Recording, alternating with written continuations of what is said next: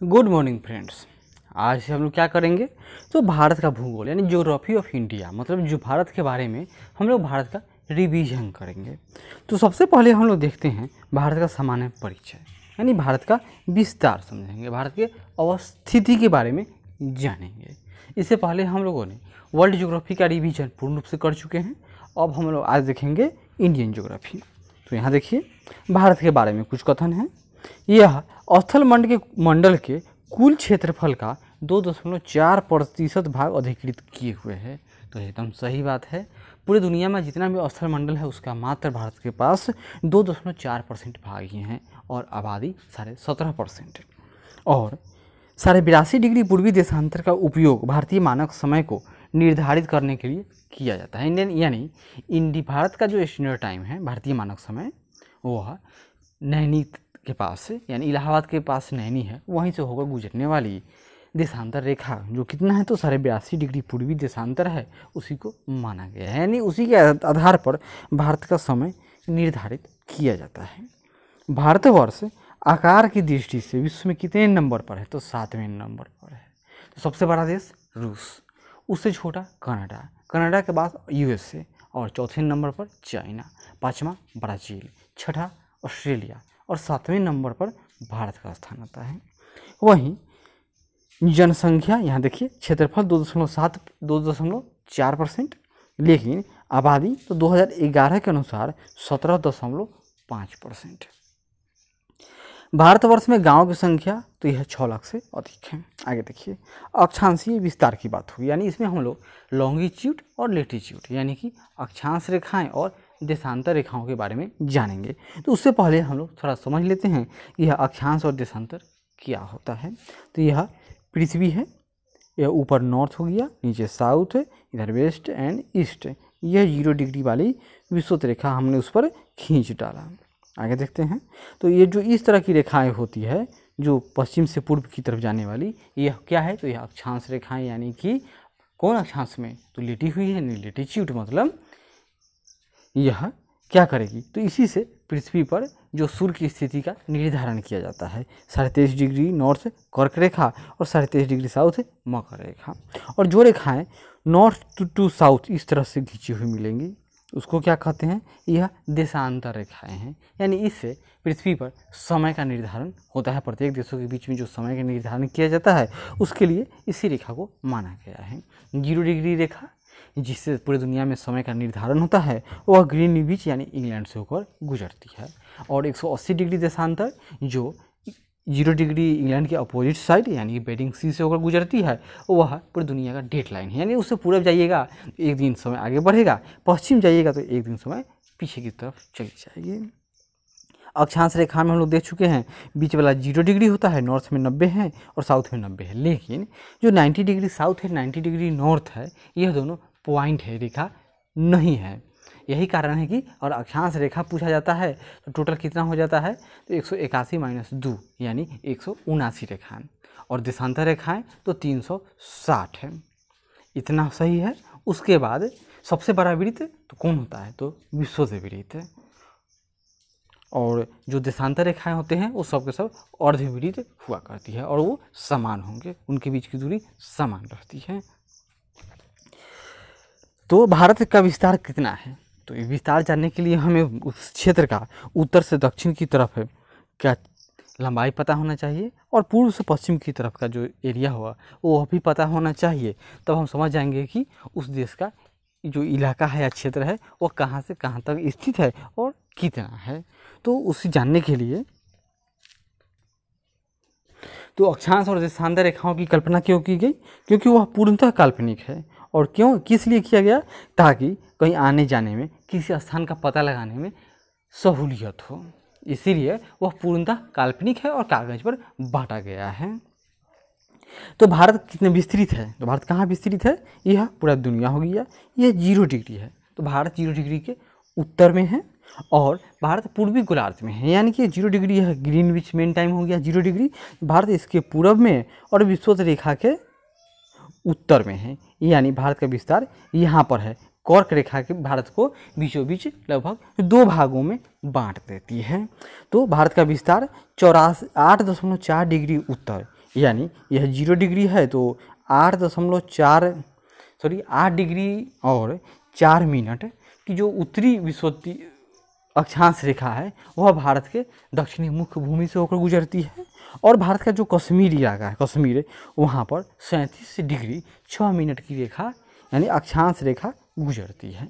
तथा भारत का विस्तार पूर्व से पश्चिम, तो पश्चिम में 68 डिग्री 7 मिनट यानी वह रेखा गुजरात के जो लास्ट पॉइंट होगा जो पाकिस्तान के सीमा पर, वहाँ से होकर गुजरेगी। और सबसे पूर्व यानी अरुणाचल प्रदेश का इलाका, तो वह कितना है, तो वह 97 डिग्री 25 मिनट पूर्वी रेखा भारत का लास्ट, ये दोनों देशांतर यानी जो 68.7 और 97 डिग्री 25 मिनट की जो रेखा है यह देशांतर हो गई और यह उत्तर और दक्षिण वाला अक्षांश रेखा है, यानी भारत का विस्तार इसी के बीच में है।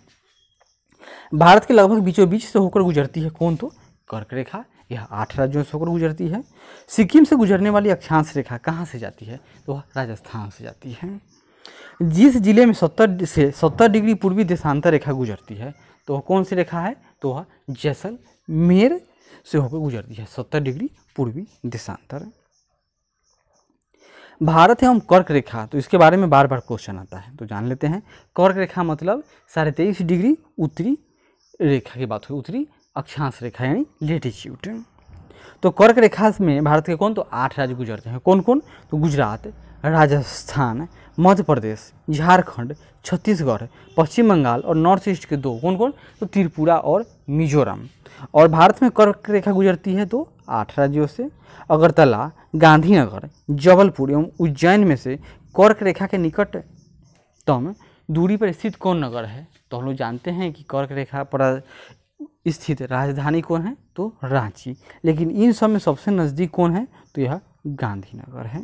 दिल्ली, कोलकाता, जोधपुर तथा नागपुर शहरों में से कर्क रेखा के निकट कौन है, तो यह कोलकाता, याद कर लीजिए। भारत को लगभग 2 बराबर भागों में विभाजित करने वाली अक्षांश रेखा है तो कर्क रेखा यानी 23.5 डिग्री उत्तरी अक्षांश।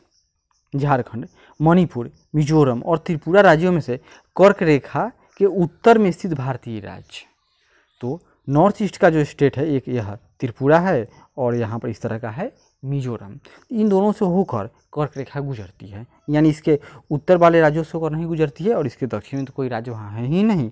इसके उत्तर में कौन है यहाँ पर, तो मणिपुर है, यानी मणिपुर से होकर कर्क रेखा गुजरती है, तो यह कर्क रेखा के उत्तर में है।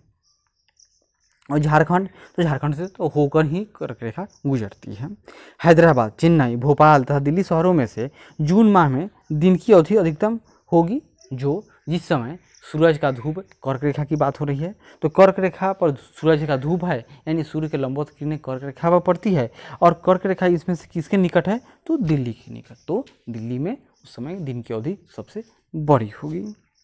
मानक समय यानी स्टैंडर्ड टाइम की बात हो रही है, तो देख लेते हैं। तो स्टैंडर्ड टाइम का तो निर्धारण पूरी दुनिया में कहाँ से होता है, तो GMT यानी ग्रीनविच मीन टाइम, तो वह कहाँ है, तो इंग्लैंड से होकर गुजरता है।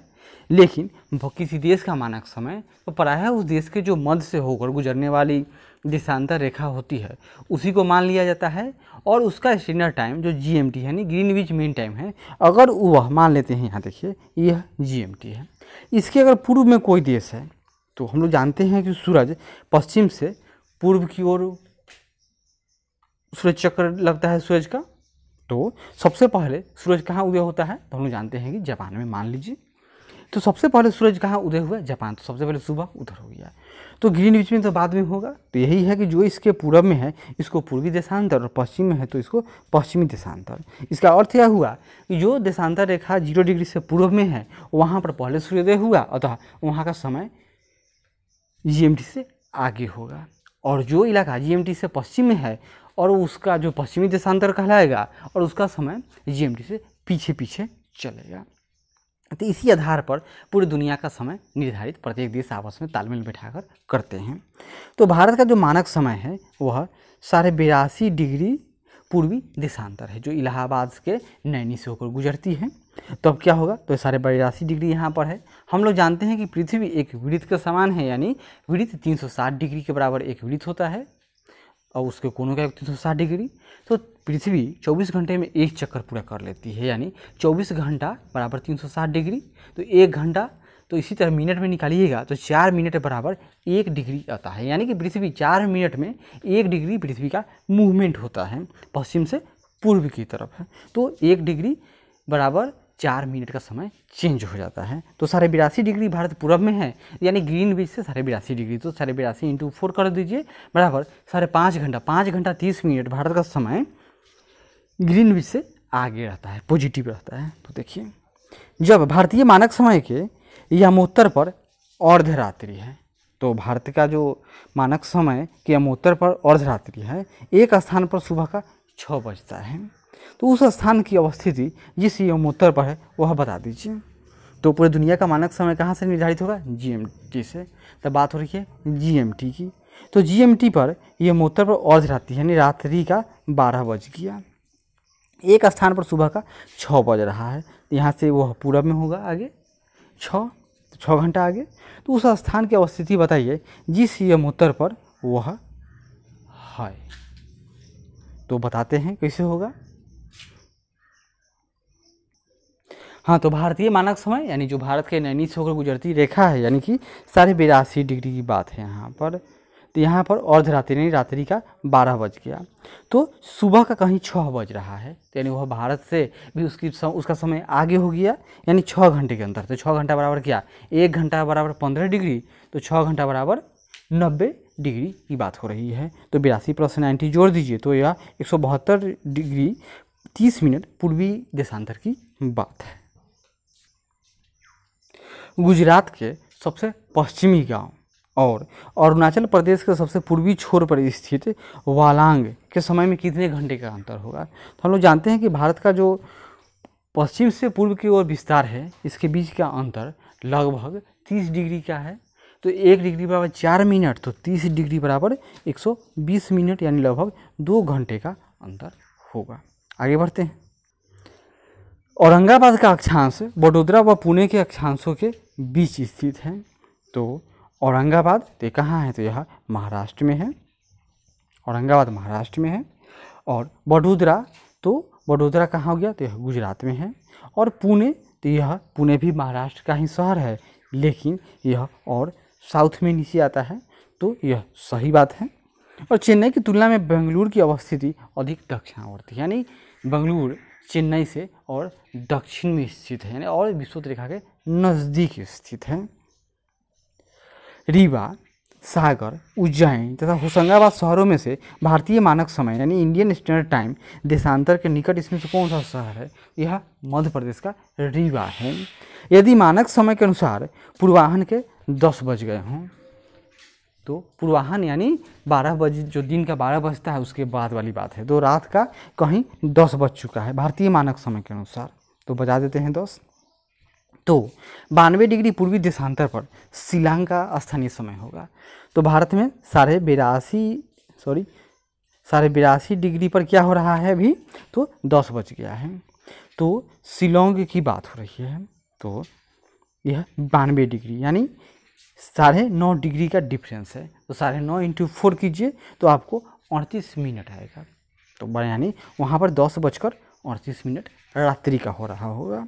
यदि भारतीय मानक समय यमोत्तर पर 12 बज गया है, यानी मध्याह्न है, तो मध्याह्न मतलब 12 बज चुका है, तो देखते हैं, यानी 82.5 डिग्री भारतीय समय है, तो यहाँ पर 12 बजा दिए, तो 120 डिग्री पूर्वी देशांतर का स्थानीय समय। तो 120 डिग्री यानी भारत से भी और पूरब चलना है, तो कितना इसके पीछे? तो 37.5 डिग्री और पूरब जाते हैं। तो 37.5 डिग्री बराबर कितना मिनट? भारत में 12 बजा है, तो 37.5 इंटू 4 कर दीजिए, तो ये लगभग कितना आता है? लगभग 150 मिनट आएगा आपको।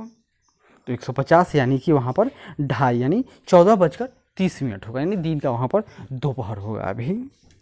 आंध्र प्रदेश, छत्तीसगढ़, महाराष्ट्र तथा उत्तर प्रदेश राज्यों में से भारतीय मानक समय की यमोत्तर नहीं गुजरती है। तो भारतीय मानक समय है वह कहाँ से गुजरता है? तो यहाँ देखते हैं, ये सबसे पहले यहाँ पर उत्तर प्रदेश के इलाहाबाद से होकर गुजरता है, इस तरह से चला जाता है।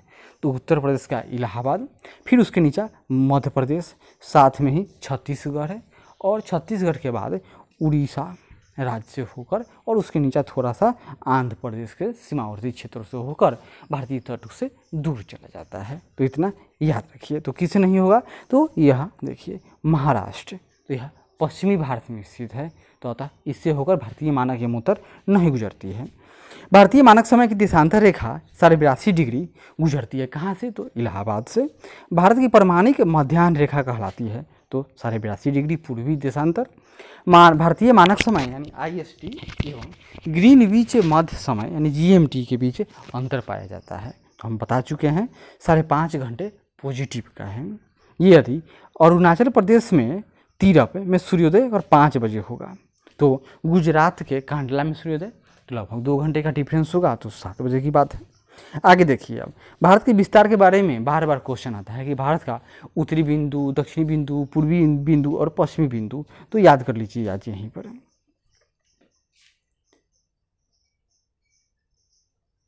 भारत का सुदूर दक्षिणी बिंदु यानी यहाँ की बात हो रही है, तो यह इंदिरा पॉइंट है। और ये कहाँ है, मुख्य भूमि का नहीं है, मुख्य भूमि पर तो कन्याकुमारी है। यह जो अंडमान निकोबार आइलैंड है, इसका सबसे दक्षिणी पॉइंट है। यह 6 डिग्री 4 मिनट उत्तरी अक्षांश पर स्थित क्षेत्र है, जिसका नाम है इंदिरा पॉइंट, पिग्मेलियन पॉइंट। आगे देखिए, और भारत का दक्षिणतम बिंदु स्थित है कहाँ, तो यह 12 निकोबार के ग्रेट निकोबार में स्थित है। और भारत के राज्यों में सबसे पूर्वी और सबसे पश्चिमी राज्य को इंगित कीजिए। सबसे पूर्वी राज्य अरुणाचल प्रदेश, सबसे पश्चिमी गुजरात। भारत का सुदूर पश्चिम का बिंदु क्या है, उसका जगह का नाम है गौरमोता, और यह गुजरात में है। और इसका देशांतर है 68.7 डिग्री पूर्वी देशांतर। और भारत का दक्षिणी तो इंदिरा पॉइंट है। भारत का उत्तरी तो उसका नाम है इंदिरा कौल। आगे बढ़ते हैं। और सीमावर्ती देश, तो भारत से बाउंड्री बनाने वाले देश, तो भारत के यहाँ पर देख लेते हैं। यहाँ असम, भूटान तथा बांग्लादेश की सीमाओं से लगा हुआ है।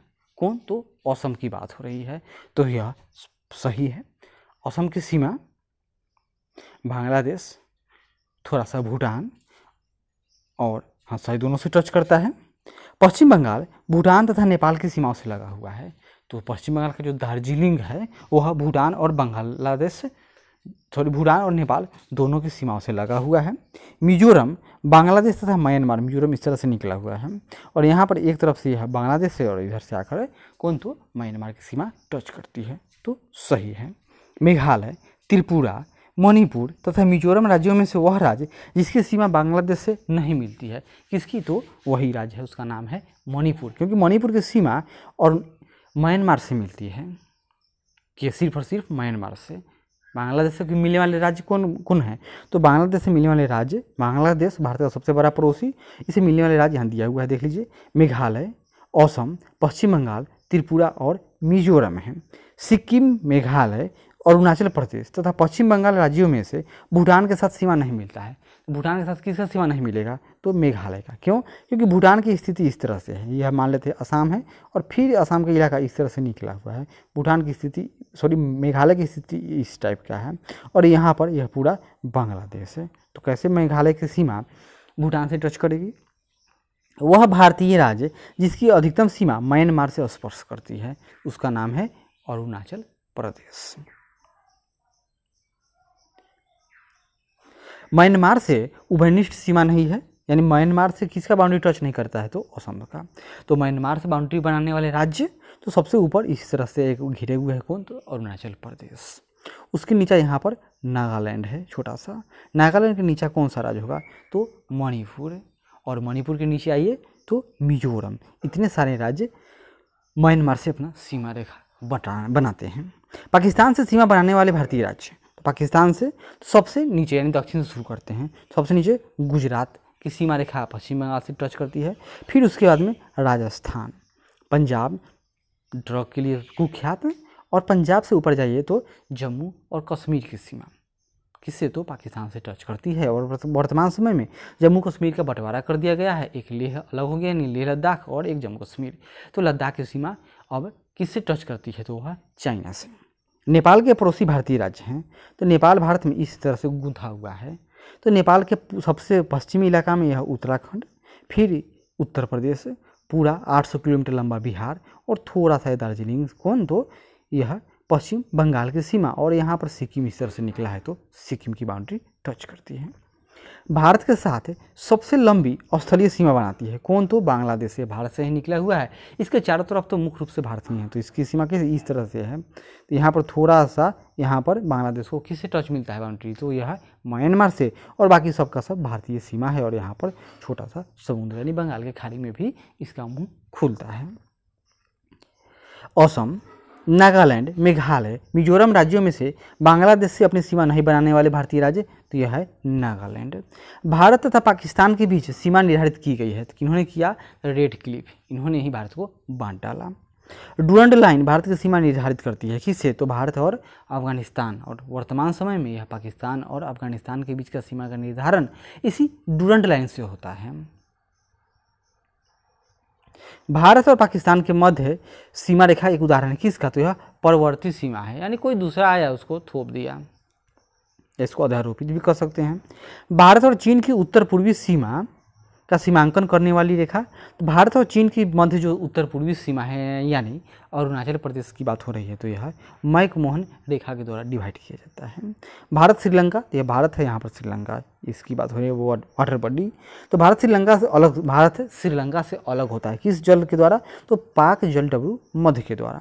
नेपाल, भूटान एवं चीन की सीमाओं से मिलने वाला भारतीय राज्य है, तो उसका नाम है सिक्किम। सिक्किम इस तरह से निकला हुआ है, इसके पश्चिम में नेपाल है, पूरब में यहाँ पर भूटान है, और इस तरह से पूरा यह तिब्बत यानी चाइना का क्षेत्र है।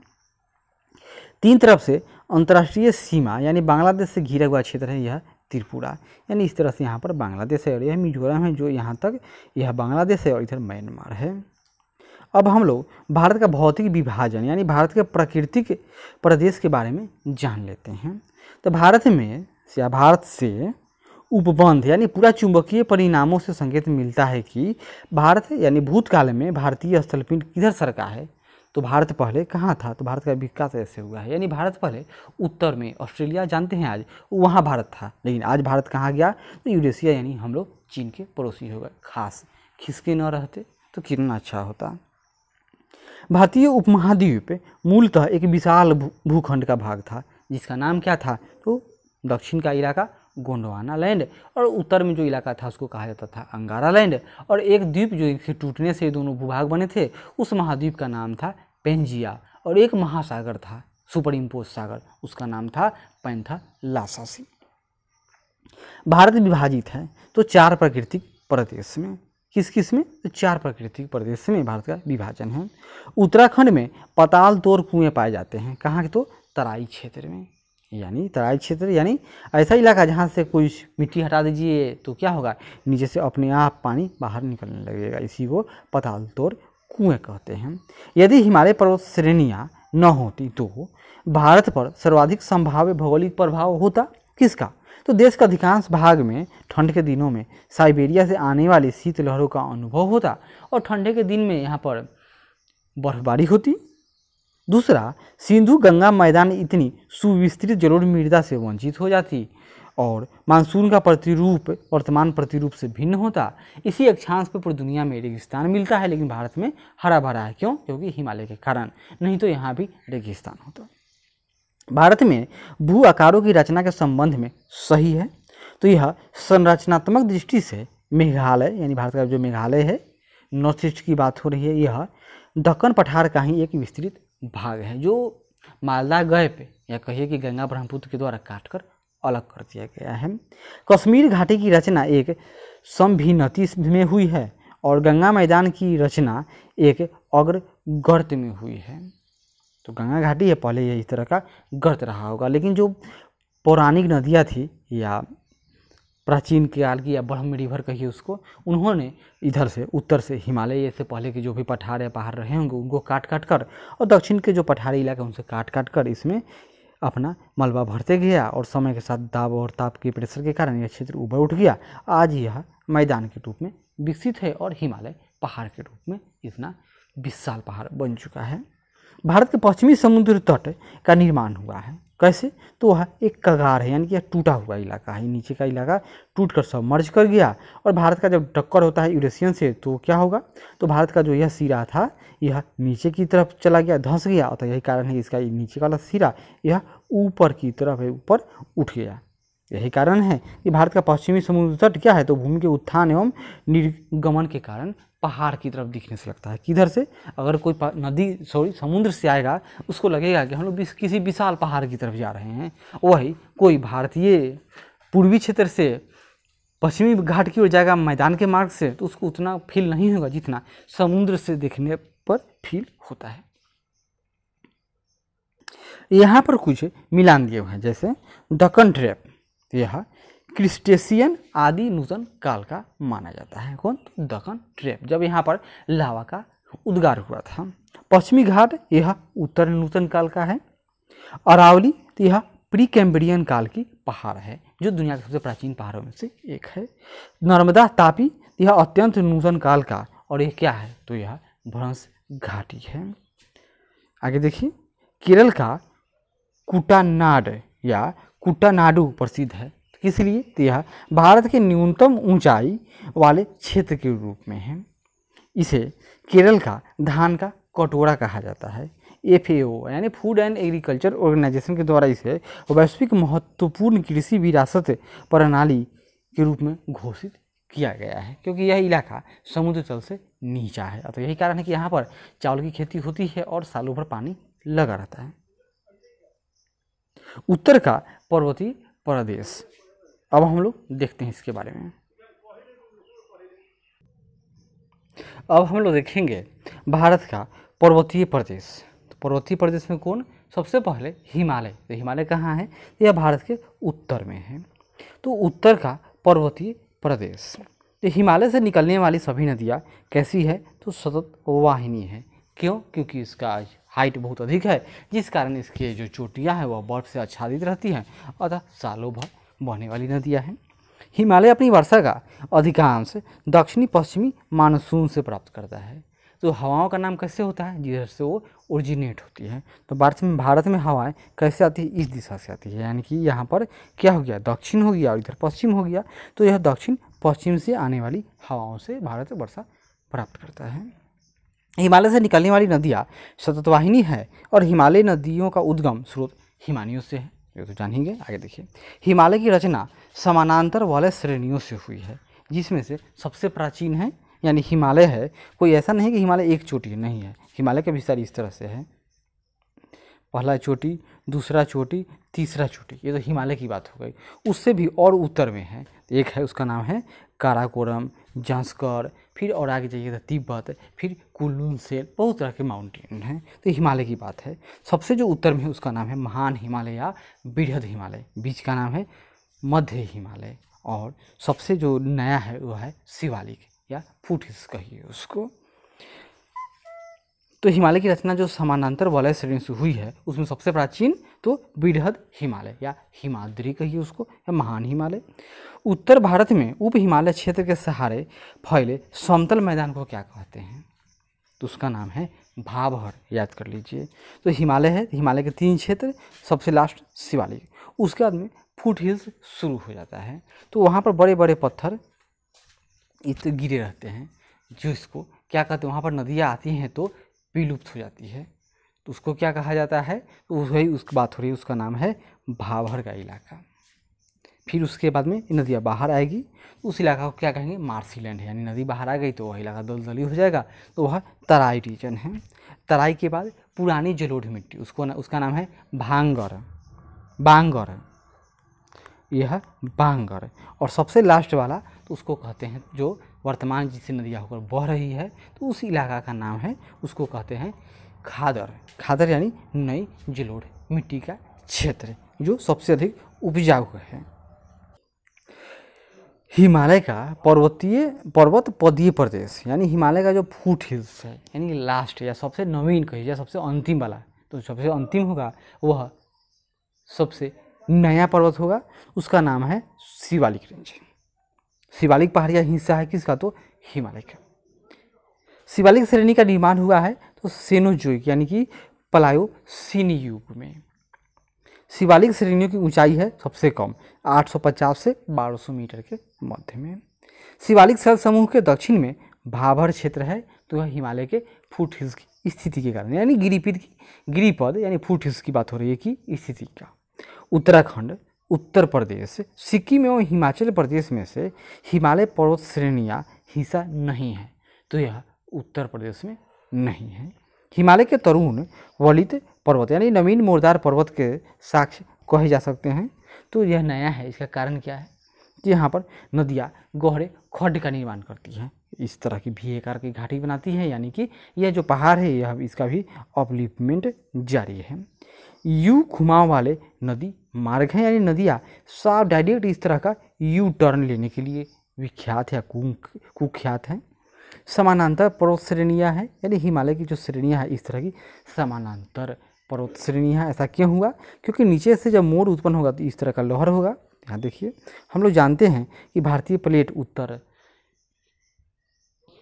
और पूर्व की ओर चल रहा है और यहाँ पर यूरेशियन इलाका है, तो क्या होगा जब यहाँ पर टक्कर होगा प्रेशर बढ़ेगा तो क्या होगा, इस तरह से लहर के रूप में उत्पन्न हो जाएगा। जो यह लहर का जो हाई इलाका है यही सब क्या है, तो पहाड़ है। और भूस्खलन के लिए उत्तरदायी ट्यूल ढाल प्रवणता। बार बार हम लोग सुनते हैं कि उत्तराखंड या हिमालय के जो भी क्षेत्र है उसमें बारिश के दिनों में अत्यधिक भूस्खलन आया करती है, जिससे साबित होता है कि यह इलाका नया है। यहाँ पर देखिए 4 श्रेणियाँ दिया हुआ है, अब इसको बताना है कि इसमें कौन कौन सा कौन है। यहाँ देख लेते हैं, यहाँ पर 1 2 3 4 दिया हुआ है, लेकिन आपको 1 2 3 4 दिखाई तो नहीं देगा, तो फिर भी देखते हैं। सबसे नया यानी सबसे दक्षिण का इलाका, तो यह कौन है, यह पीर पंजाल है। तो पीर पंजाल इसमें कितना नंबर है, तो यहाँ यह सबसे 4 नंबर में है पीर पंजाल। और यह बीच वाला है छोटा सा, यह कौन है, यह लद्दाख की रेंज है। और उसके बाद यहाँ पर देखिए यह इलाका, तो इसको क्या कहते हैं, लद्दाख के बाद जंस्कर है, सॉरी सबसे उत्तर में। इस तरह से चलते हैं हम लोग, उत्तर से दक्षिण की तरफ आते हैं। सबसे उत्तर यह इलाका है, यह पार हिमालय का क्षेत्र है, यानी हिमालय से पहले ही बन चुका था। यह काराकोरम श्रेणी है। और जो लद्दाख है यानी यहाँ से होकर यही लेह कारगिल वाला क्षेत्र है और इससे सिंधु नदी गुजरती है, तो यह जांस्कर का रीजन है। और जांस्कर के बाद लद्दाख का रीजन, सॉरी लद्दाख के बाद तीसरा नंबर वाला यह जांस्कर है। और सबसे नवीन पर्वत है तो यह पीर पंजाल का इलाका है। लघु हिमालय स्थित है, तो लघु हिमालय यानी मध्य हिमालय की बात है तो यह शिवालिक और महान हिमालय के मध्य में है। पश्चिमी भाग में हिमालय की श्रेणियों का दक्षिण से उत्तर की ओर सही क्रम लगाइए, मतलब दक्षिण तो हिमालय के 3 भाग और यह शिवालिक। सबसे दक्षिण में कौन है, तो यह शिवालिक। मध्य में लघु हिमालय और सबसे उत्तर में जो सबसे बड़ा विशाल यानी हिमाद्री यानी कि महान हिमालय है। सबसे नवीन पर्वत है तो उसका नाम है शिवालिक। दक्षिण भारत में नवीनतम चट्टान प्रणाली है, उसका नाम है गोंडवाना क्रम की चट्टानें। उच्चावच आकृतियों का दक्षिण से उत्तर की ओर बढ़ते हुए क्रम में सही करना है, यानी सबसे पहले दक्षिण इस तरह का, यानी सबसे पहले एक दक्षिण 1 2 3 4, तो यानी 1 2 3 4 की बात हो रही है, तो दक्षिण से उत्तर की ओर जाना है। सबसे दक्षिण में धौलाधर श्रेणियाँ हैं जो जम्मू और कश्मीर के मध्य है। फिर जांस्कर श्रेणियाँ आता है, तो जो यह कहाँ है, यह कश्मीर और लद्दाख के मध्य में है। फिर लद्दाख में सिंधु नदी के पास तो लद्दाख की पहाड़ियाँ मिलती है। और काराकोरम यानी जो अक्साई चाइना वाला भाग है वह काराकोरम रेंज में अवस्थित है।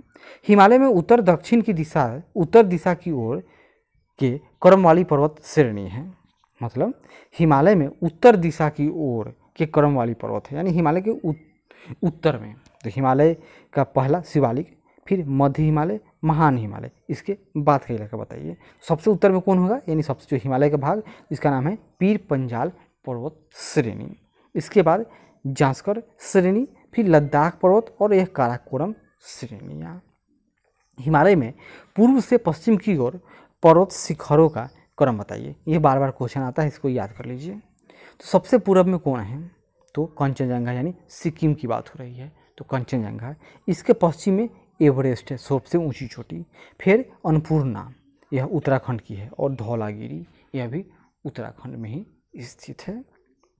पूर्वी हिमालय की तुलना में ट्री लाइन की ऊंचाई मान पश्चिमी हिमालय में होता है, तो पश्चिमी हिमालय में कम। क्यों? क्योंकि पूर्वी हिमालय में वर्षा अधिक होती है, अतः पूर्वी हिमालय में पेड़ पौधे 3000 मीटर की ऊंचाई तक पाए जाते हैं।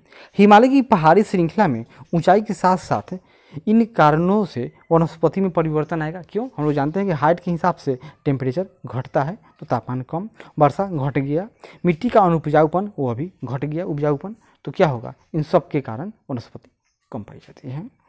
उत्पत्ति की दृष्टि से सबसे नवीन पर्वत श्रेणियाँ हैं, तो यह पूर्वांचल की श्रेणियाँ, यानी पूर्वांचल में पटकाई की श्रेणियाँ भी सबसे नवीन हैं। नागालैंड, त्रिपुरा, मणिपुर, मिजोरम राज्यों में पटकाई पहाड़ियाँ संलग्न नहीं हैं। तो पटकाई की पहाड़ियाँ कहाँ नहीं है? तो पटकाई बूम की पहाड़ियाँ यह त्रिपुरा में नहीं है, यह नागालैंड। तो हम लोग जानते हैं कि अरुणाचल प्रदेश इस तरह से है, इसके नीचे यहाँ पर नागालैंड है, और नागालैंड के नीचे यहाँ पर मणिपुर है, और मिजोरम यहाँ पर है। तो यहाँ पर पटकाई बूम पटकाई श्रेणी मिलता है। पीर पंजाल श्रेणी पाई जाती है, तो पीर पंजाल यह जम्मू कश्मीर में है। कश्मीर घाटी स्थित है, तो यह बृहद हिमालय यानी महान हिमालय और पीर पंजाल श्रेणियों के मध्य में एक घाटी है कश्मीर। अक्साई चीन भाग है, तो यह लद्दाख पठार का कौन? तो अक्साई चीन भाग है। पश्चिमी हिमालय संसाधन प्रदेश के प्रमुख संसाधन है, तो पश्चिमी हिमालय के प्रमुख कौन संसाधन? तो वन है। ग्रेट हिमालय की ऊंचाई है तो 8850 मीटर, यानी यह एवरेस्ट की बात हो रही है। हिमाचल पर्यायवाची है किसका? तो हिमाचल का मतलब मध्य हिमालय होता है। आगे बढ़ते हैं, अब हम लोग देखेंगे दक्षिण एवं मध्य भारत की पर्वत श्रेणियाँ एवं पहाड़ियों के बारे में। तो भारत में सबसे प्राचीन पर्वत श्रृंखला है, कौन है? तो उसका नाम है अरावली। राजस्थान, हिमाचल प्रदेश, उड़ीसा एवं आंध्र प्रदेश राज्यों में से अरावली श्रेणियाँ स्थित है, तो यह राजस्थान में है। अरावली श्रेणियों की अनुमानित आयु है 570 मिलियन वर्ष की बात है। रेजिड्यूअल पर्वत यानी अवशिष्ट पर्वत उदाहरण है किसका? तो अरावली का। दक्षिण भारत की सबसे ऊंची चोटी तो यह है अनाई मुड्डी। भारतीय प्रायद्वीप की सबसे ऊंची चोटी तो यह भी अनाई मुड्डी है। और नर्मदा एवं तापी नदियों के मध्य स्थित है तो सतपुड़ा श्रेणियाँ। उत्तर से शुरू कर दक्षिण की ओर पहाड़ियों का सही अनुक्रम बताइए, यानी उत्तर से शुरू करना है, यहाँ से शुरू कीजिए और नीचे की तरफ बढ़ते चले जाइए। तो सबसे ऊपर यानी नल्ला मलाई की पहाड़ियाँ और जवादी ये सब कहाँ? तो आंध्र प्रदेश में मिलेगा। फिर अन्नामलाई यह तमिलनाडु की बात है, और नीलगिरी तो यह तो ट्राई जंक्शन ही है, यानी नल्लामलाई, जवादी, नीलगिरी और अन्नामलाई की पहाड़ियाँ हैं। पूर्वी घाट और पश्चिमी घाट मिलते हैं कहाँ? तो नीलगिरी क्षेत्र पर। कर्नाटक, केरल एवं तमिलनाडु राज्यों के मिलन स्थल पर स्थित है कौन? तो है नीलगिरी पहाड़ियाँ या घाट है। नीलगिरी पर्वतमाला है किसका? तो यह केरल, कर्नाटक एवं तमिलनाडु राज्यों में स्थित है, ट्राई जंक्शन पर स्थित है। भारतीय समुद्र शास्त्रियों ने अरब सागर के तल में मुंबई से दक्षिण पश्चिम में लगभग 455 किलोमीटर दूर एक नए 1505 मीटर ऊंचे पर्वत की खोज की थी, लेकिन वह पर्वत 1505 मीटर ही ऊंचा है, यानी कि वह जलमग्न ही होगा। उसका नाम क्या है? तो रमन सागर पर्वत। अरावली, सतपुड़ा, अजंता और सह्याद्री पर्वत श्रेणियों में से वह जो केवल एक ही राज्य में है, तो एक ही राज्य में कौन है? तो अजंता, हरिश्चंद्र आदि जो पहाड़ियाँ हैं वो सब ये सब कहाँ है? तो वह महाराष्ट्र में ही स्थित है। बाकी अरावली यह गुजरात से लेकर गुजरात, राजस्थान, हरियाणा के कुछ भाग, दिल्ली तक विकसित है। फिर सतपुड़ा का इलाका तो यह भी, और सह्याद्री पर्वत तो यह भी 6 राज्य में विकसित है। और सतपुड़ा भी केवल महाराष्ट्र में नहीं है। महाराष्ट्र, कर्नाटक एवं गोवा में पश्चिमी घाट का नाम क्या है? इसका नाम वहाँ पर सह्याद्री है। भारत का मैप है और यहाँ पर जो पहाड़ है इसकी बात हो रही है। इसकी शुरुआत कहाँ से होता है? तो गुजरात, फिर महाराष्ट्र, महाराष्ट्र के बाद में गोवा के बाद में कर्नाटक, केरल और लास्ट तमिलनाडु, इतना तक यह विकसित है। पहाड़ियों का दक्षिण से उत्तर की ओर बढ़ते हुए सही क्रम बताइए। अब हमको दक्षिण से उत्तर की तरफ बताना है। तो सबसे दक्षिण में कौन होगा? यहाँ देखिए कैमूर, तो कैमूर तो बिहार से उत्तर भारत का नाम है, तो इसको हम लोग सबसे उत्तर में रखेंगे, यानी कैमूर सबसे उत्तर में होगा।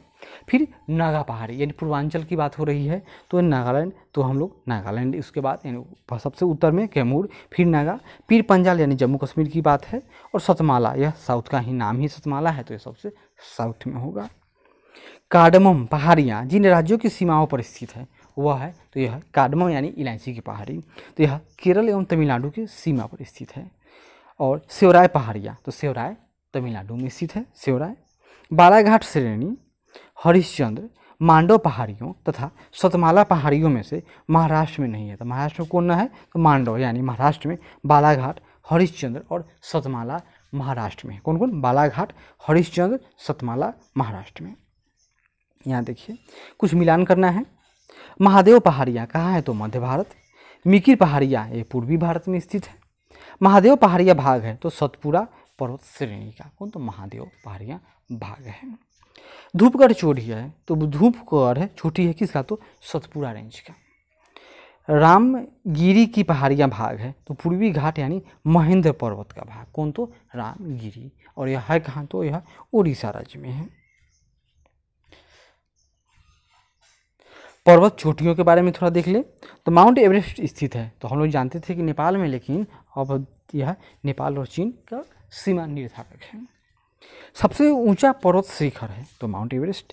प्रथम भारतीय नारी जो एवरेस्ट शिखर पर चढ़ने में सफल हुई, नाम इनका बछेंद्री पाल। माउंट एवरेस्ट शिखर पर चढ़ने वाली पहली महिला थी जुंको ताबेई, क्या नाम था, जुंको ताबेई। 2 बार माउंट एवरेस्ट पर विजय प्राप्त करने वाली महिला पर्वतारोही, तो नाम संतोष यादव। एवरेस्ट पर चढ़ने वाली द्वितीय भारतीय नारी तो भाई संतोष यादव। भारत की सर्वोच्च चोटी, भारत की सर्वोच्च चोटी, तो उसका नाम है K2 यानी गाडविन आस्टीन, और ये कहाँ है, तो यह कश्मीर के POK यानी पाक अधिकृत कश्मीर में है, और यह काराकोरम रेंज में स्थित है, यह हिमालय में नहीं है। और हिमालय की ऊंची चोटी कंचनजंगा, यह भारत में हिमालय की सबसे ऊंची चोटी, कौन, तो कंचनजंगा, यह नेपाल एवं सिक्किम में स्थित है। नंदा देवी चोटी है, नंदा देवी गढ़वाल हिमालय का भाग है। नंदा देवी शिखर स्थित है यह उत्तराखंड में। गुरु शिखर पर्वत चोटी अवस्थित है, तो गुरु शिखर यह अरावली का सर्वोच्च चोटी है, और होगा कहाँ, तो राजस्थान में, और इसके ऊपर शहर क्या नाम है, माउंट आबू। अरावली का उच्चतम शिखर तो वही गुरु शिखर है। हिमालय की चोटियों का पूर्व से पश्चिम दिशा में सही क्रम है, तो पूर्व से पश्चिम इस तरह से, तो सबसे पूर्व कौन होगा, इधर ईस्ट और इधर वेस्ट। तो सबसे पूर्व में हमको बताना है, सबसे पूर्व में तो नामचा बरवा की बात हो रही थी, यह अरुणाचल प्रदेश में नामचा बरवा है। फिर सिक्किम में कंचनजंगा है। नेपाल श्रेणी या नेपाल पर्वतमाला, उसको हिमालय का नाम है, उसमें माउंट एवरेस्ट है। और UK यानी उत्तराखंड में क्या है, तो नंदा देवी है। गोसाई थान, कामेट, नंदा देवी एवं त्रिशूल पर्वत शिखरों में से भारत में नहीं है, तो ये गोसाई थान है, कहाँ है, तो नेपाल में है। सही सुमेलित है, सही सुमेलित है। तो माउंट आबू अरावली पर्वत श्रृंखला का जो श्रेणियाँ है उसकी सबसे ऊंची चोटी पर स्थित शहर कौन, तो माउंट आबू है। पालनी पहाड़ी, तो कोडाई कनाल, ये सब क्या है, तो शहर का नाम है। तो पालनी पहाड़ी यहाँ पर स्थित शहर कोडाई कनाल। नीलगिरी पहाड़ियों में ऊँट का मंडल या ऊँटी हम लोग पहले जानते थे वह स्थित है। और धौलाधर श्रेणी में तो शिमला स्थित है। अब घाटियों से संबंधित कुछ फैक्ट देखते हैं। कुल्लू घाटी जिन पर्वत श्रेणी के बीच अवस्थित है, कौन, तो कुल्लू घाटी कहाँ है, धौलाधर तथा पीर पंजाल श्रेणियों के मध्य है, कौन, तो कुल्लू घाटी। यानी इसके उत्तर में कौन होगा, तो धौलाधर श्रेणी, और इसके दक्षिण में तो पीर पंजाल श्रेणी होगी। नेलांग घाटी स्थित है, तो नेलांग यह उत्तराखंड में स्थित है। और यहाँ कुछ घाटी है और राज्य है। मरखा घाटी जम्मू कश्मीर, जुकू घाटी नागालैंड, सांगला घाटी हिमाचल प्रदेश, युथांग घाटी यह सिक्किम में स्थित है। और कुछ कथन दिया हुआ है, यहाँ देख लीजिए। मौन घाटी यानी साइलेंट वैली राष्ट्रीय वन के निकट पत्थर कडाऊ जल विद्युत परियोजना बनाने का प्रस्ताव है, और ये है कहाँ, तो केरल में। और यह बहुत चर्चा में था क्योंकि पर्यावरणविद इसके खिलाफ हैं। कुंती नदी मौन घाटी यानी कुंती नदी है, यह मौन घाटी यानी साइलेंट वैली के वर्षा प्रचुर वनों से ही निकलती है, कौन, तो कुंती नदी। दर्रों से संबंधित भी क्वेश्चन आते हैं, तो याद करते हैं। दर्रे, सेला दर्रा, सेला पास, सिलापस कहाँ है? यह अरुणाचल प्रदेश में है। पाल घाट, तो यह सह्याद्री में स्थित है पाल घाट, यानी पश्चिमी घाट में। तो ये पाल घाट कहाँ है? तो यह केरल में है। और यह नीलगिरी और अन्नामलाई पहाड़ियों के मध्य में है। कौन? तो पाल घाट। भोर घाट, यह महाराष्ट्र में है। लिपू लेक है, यह उत्तराखंड में स्थित है। लेह जाने का रास्ता तो जो जिला दर्रे से होकर जाता है, लेह जाने का रास्ता। नाथुला, यह सिक्किम में है। 2006 के लगभग मध्य में भारत और चीन के बीच व्यापार बढ़ाने के लिए खोला गया था, और इस बार उसको बंद कर दिया गया था डोकलाम विवाद के कारण कि कैलाश मानसरोवर यात्रा अब चीनियों ने रोक दिया, नहीं जाने देंगे। तो कौन? तो है नथुला दर्रा को।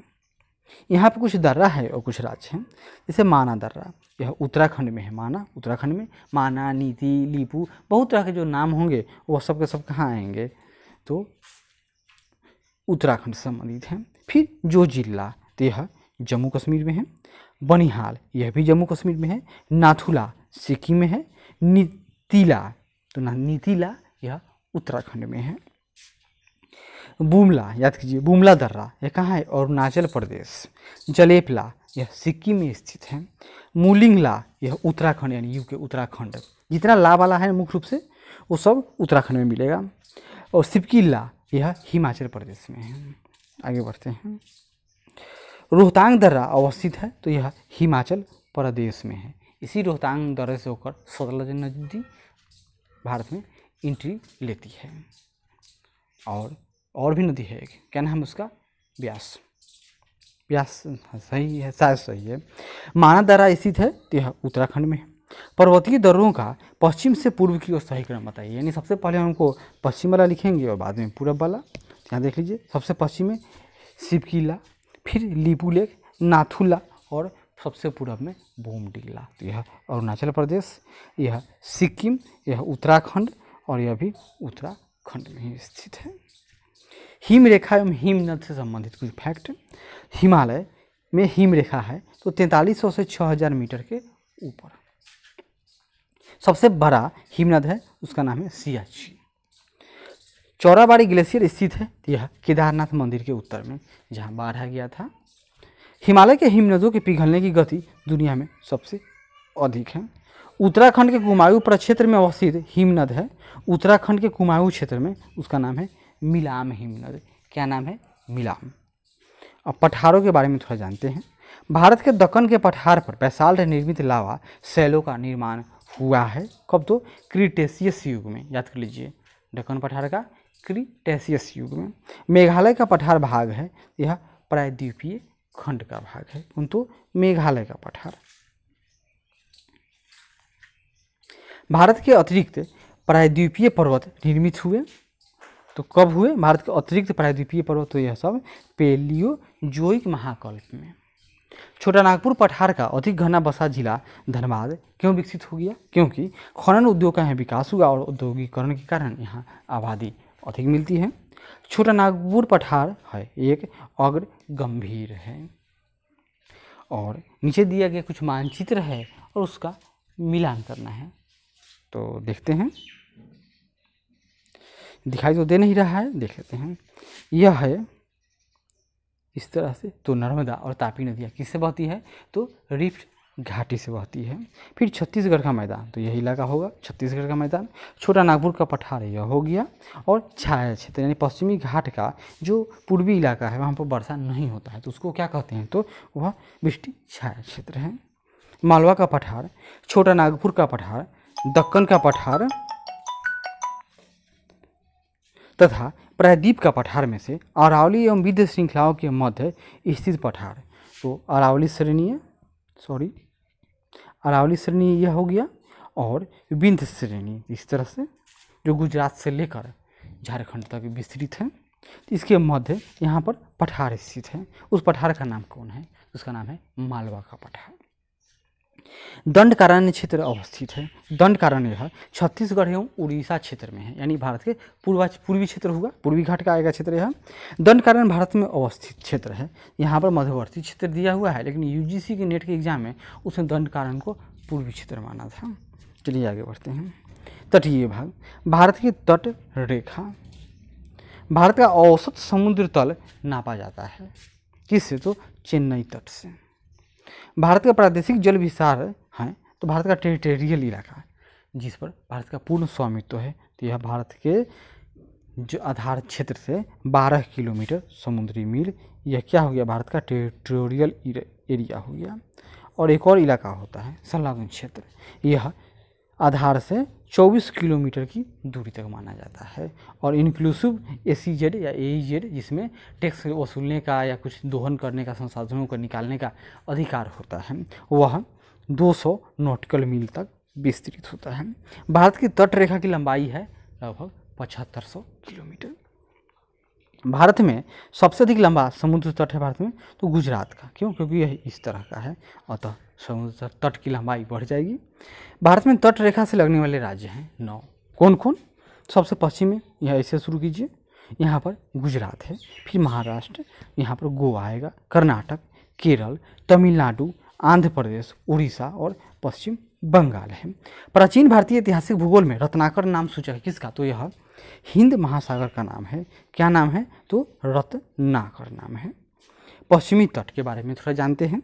भारतवर्ष के पश्चिम तटीय शहरों जैसे कन्नूर, नागरकोइल, जंजीरा एवं सिंधु दुर्ग का उत्तर से दक्षिण में सही क्रम बताइए। इसमें अगर आपको कुछ पता ना हो, याद कीजिए जंजीरा, यह मराठा का लिए इन्होंने एक द्वीप बनाया था। इस पर इन्होंने क्या किया था? अपने नौसेना का गठन किया था।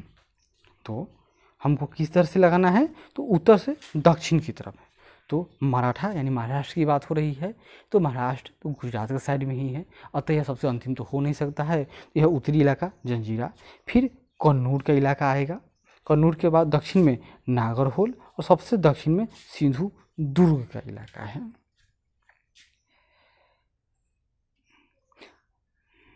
यहाँ देखिए, यह क्वेश्चन पढ़िए, आपको यत्र तत्र कुछ डेनमार्क वासी मिल जाएंगे, परंतु उसका कारण यह है कि डेनमार्क की चौकी हुआ करती थी। यह अनूठा नगर, उसका दुर्ग और सुंदर गिरजाघर, नया जेरूसलम, सड़कें सुनी हैं, उजाड़ तटाग्र हैं, सब मिलकर अद्भुत रत्न बन जाते हैं। इस स्थान के बारे में बताइए। तो यह वही इलाका होगा जहाँ पर डेनमार्क वालों ने कब्जा किया होगा, तो वह भारत के तमिलनाडु की बात हो रही है। यह क्वेश्चन है कि यह जो इस तरह का मैप दिया हुआ है, यह किसका एंगल कर रहा है? तो यह समुद्र का जो अंदर का जो तल है उसके ऊंचावच का यह वर्णन कर रहा है। उसे बता रहा है यह पैमाना होगा, यह अधिक हाइट हो गया, ये उससे कम हाइट है, उसका सब होगा सिंबल होगा 500 मीटर, 1500 मीटर, 2000 मीटर वाली बात है। आगे बढ़ते हैं। जंजीरा, उडुपी, ओरोविले तथा तुतुकुड़िन शहरों में से भारत के पश्चिमी तट पर स्थित शहर है। तो हम लोग जानते हैं ओरोविले यह पांडिचेरी में है, अतः यह पश्चिम में नहीं होगा। पश्चिमी घाट के शहर तो यह जंजीरा शिवाजी वाला और उडुपी यह केरल का शहर है, ये दोनों पश्चिमी तट पर है। और तुतुकुड़िन यह पूर्वी तट पर तमिलनाडु का शहर है। यहाँ पर कुछ मिलान करने के लिए दिया है, सागर पुलिन है यानी बीच का नाम है और राज्य है। तो दीघा घाट है या राज्य किस में? तो पश्चिम बंगाल में है। गोपालपुर, बार बार जब तूफान आता है तो इसका नाम आता होगा, यह उड़ीसा से संबंधित है। कलांगुट यह गोवा राज्य का बीच का नाम है। और मरीना बीच जो तूफान आया था, कौन? तो मानसून सुनामी 2004 वाला, उसमें यह बीच प्रभावित हुआ था, यह तमिलनाडु राज्य में है। तमिलनाडु व आंध्र प्रदेश के तट का नाम है। तो तमिलनाडु व आंध्र प्रदेश, एक मिनट, यही भारत है। यह पूछ रहा है यह तमिलनाडु से लेकर आंध्र प्रदेश का तट, इसका नाम है कोरोमंडल। फिर ऊपर का तट यह है, जो उड़ीसा वाला है इसका नाम है उत्कल तट। केरल वाला यह है, इसका नाम है मालाबार तट। या ऊपर आइए तो कर्नाटक, उसको कहते हैं कोंकण तट। और ऊपर आने पर जो सह्याद्री है या पश्चिमी घाट है उसको हम लोग जानते हैं। और गुजरात के इलाके का तट है, इसका नाम है काठियावाड़ तट। केप कमोरिन के नाम से जाना जाता है, तो कौन? तो कन्याकुमारी। भारत के तटों में कृष्णा डेल्टा व केप कमोरिन के मध्य स्थित है। तो केप कमोरिन यानी तमिलनाडु की बात हो रही है, और कृष्णा डेल्टा यानी कौन सा क्षेत्र? रायलसीमा वाला क्षेत्र। मतलब रायलसीमा मतलब क्या? यह कृष्णा और गोदावरी के बीच का क्षेत्र है जो आंध्र प्रदेश में है, उसके नीचे यानी उसके दक्षिण का भाग, और तमिलनाडु के कन्याकुमारी तक के भाग, इसको कहते हैं हम लोग केप कमोरिन। अब भारत में द्वीप समूह है, जैसे मुख्य रूप से हम लोग अंडमान द्वीप समूह और लक्षद्वीप के बारे में जानते हैं, तो इससे भी क्वेश्चन आते हैं। तो सबसे पहले हम लोग देखते हैं बंगाल की खाड़ी के द्वीप समूह। तो अंडमान और निकोबार द्वीप समूह का सर्वोच्च शिखर क्या नाम है उसका? सैंडल पीक, या अगर खिंचा रहा है पलयान शिखर, क्या नाम है? पलयान शिखर स्थित है। कहाँ? तो यह उत्तरी अंडमान में, नॉर्थ अंडमान में। अंडमान और निकोबार द्वीप समूह स्थित है बंगाल की खाड़ी में। इस द्वीप समूह में द्वीपों की संख्या 220। 10 डिग्री चैनल, तो 10 डिग्री चैनल यह अंडमान को निकोबार से पृथक करता है। 10 अंश जलमार्ग उसी का नाम है। यह अंडमान एवं निकोबार को डिवाइड करता है। बायरन द्वीप अवस्थित है, यह बंगाल की खाड़ी में। यह भी अंडमान द्वीप समूह का ही एक द्वीप है जो जागृत ज्वालामुखी है। भारत के पश्चिमी तटीय मैदान के उत्तरी भाग को जिस नाम से जाना जाता है वह है कोंकण तट, जो महाराष्ट्र से लेकर और गोवा से भी आगे बढ़ने पर कर्नाटक के मंगलोर तक का क्षेत्र, इसको क्या कहते हैं? कोंकण तट, जहाँ तक कोंकण रेलवे चलती है। भारत का वह द्वीप जिसका उद्गम ज्वालामुखी है उसका नाम बैरन द्वीप। श्रीहरिकोटा द्वीप अवस्थित है, जहाँ से उपग्रह सैटेलाइट छोड़े जाते हैं, तो पुलिकट झील के समीप, यानी आंध्र प्रदेश में है। राम सेतु शुरू होता है, यानी एडम ब्रिज, जिसको भगवान राम कहा जाता है कि उन्होंने बनाया था। यह धनुष कोडी यानी रामेश्वरम के और दक्षिण से। अब हम लोग अरब सागर में स्थित द्वीप के बारे में थोड़ा जानेंगे। तो लक्षद्वीप स्थित है अरब सागर में, यानी अगर हम लोग भारत का मैप बनाएं इस तरह का मैप होगा। यहाँ पर जो द्वीप समूह है इसका नाम लक्षद्वीप है, और यहाँ पर ये द्वीप समूह है और इसका नाम क्या है? तो इसका नाम है अंडमान निकोबार आइलैंड्स। तो लक्षद्वीप टापू अवस्थित है दक्षिण भारत में, और यह परवाल भित्ति का बना हुआ है, यानी परवाल द्वीप का उदाहरण है। कौन? तो लक्षद्वीप।